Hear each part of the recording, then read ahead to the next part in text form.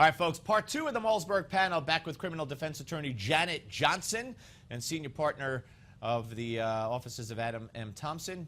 You know who it is. It's Adam M. Thompson. I want to ask both of you, Barack Obama at his press conference, which is still ongoing, in his opening statement, I believe it was, or maybe it was an answer to a question, saying that it was Hamas who violated the ceasefire earlier today, the 72-hour humanitarian ceasefire where Hamas kidnapped an Israeli soldier. A homicide bomber blew himself up, came out of a tunnel.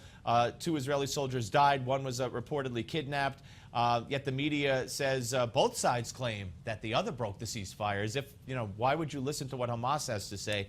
But Obama was definitive about that. He was less definitive, though, about, although he kept saying Israel has a right to defend itself, and he says that over and over, there's always a but. And this but was, it's hard to reconcile, he said, Israel's right to defend itself, the tunnels, the rockets, with our concerns for civilians. Now, Ari Fleischer was with us earlier, and Ari Fleischer said, if it's hard to reconcile, then it's either or. What the president should have said was, we are on the side of what's moral, and what's moral is the right to self-defense, not the right to keep civilians as human shields. So, Janet, the president always seems to fall short in his unequivocal support for Israel. No, I don't agree with that, and I feel exactly the same way. I mean, I'm definitely a Zionist. I'm pro-Israel. I don't like the pictures. I don't like seeing children blown up. Do I blame Israel? No, I blame Hamas, and I think that's what's hard to reconcile.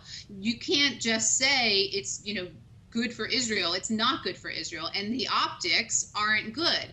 But what you see on Twitter, what you see in the news is basically Hamas is all good and Israel's all bad, and that is what makes my head explode, and that I can't be equivocal about. But Adam, when the President of the United States, he didn't just say what Janet said. He didn't say, sure, the pictures are hard to look at, but, you know, you got to ignore the pictures because right is right and wrong is wrong and moral is moral and immoral is immoral, and we stand with Israel, period. It's hard to reconcile Israel's right with the concerns for civilians. Shouldn't be hard to reconcile when one side is right and you support it, and the other side is using those civilians as human shields.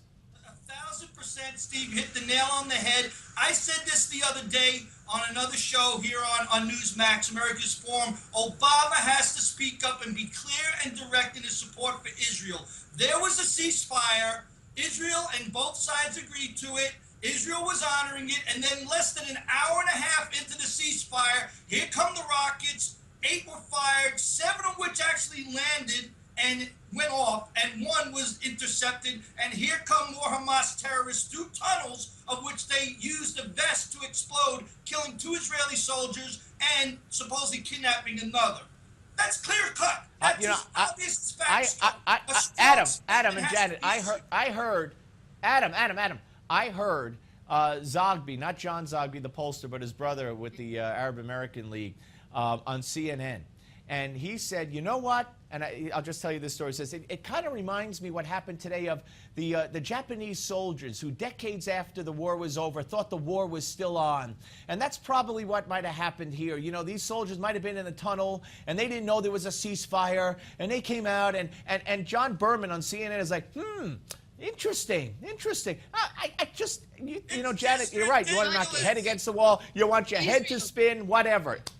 Right, and if Israel did that, the people would be saying that there were criminals. And I haven't heard this, and I have felt this. There is a hint of anti-Semitism. I mean, I don't know how else to say it, but I think... Janet, I'm not saying Berman's guilty of it, but there's more than a hint of anti-Semitism in the media. I got to go, guys. Got to go. Janet Johnson, Adam Thompson, thank you both for your time. We'll speak to you soon, and appreciate you being on the panel. All right, folks, we're going to be back with Kendall Coffey, and we're going to go spinning the law on more of the Steve Malzberg Show after this break. But first, this hour's American Moment takes a look back at Rosa Parks and the Montgomery bus boycott.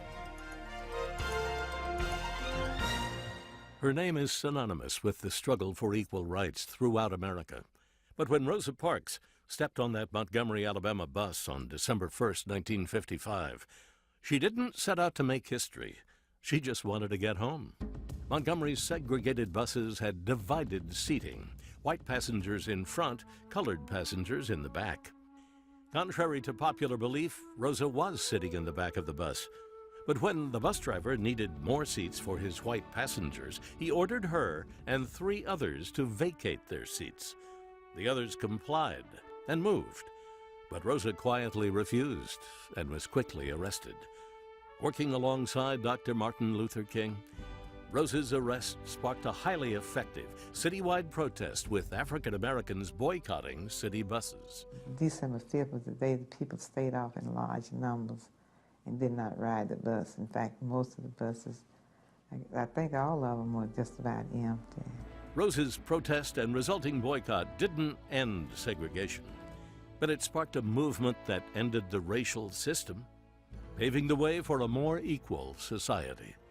You're watching An American Moment on Newsmax TV.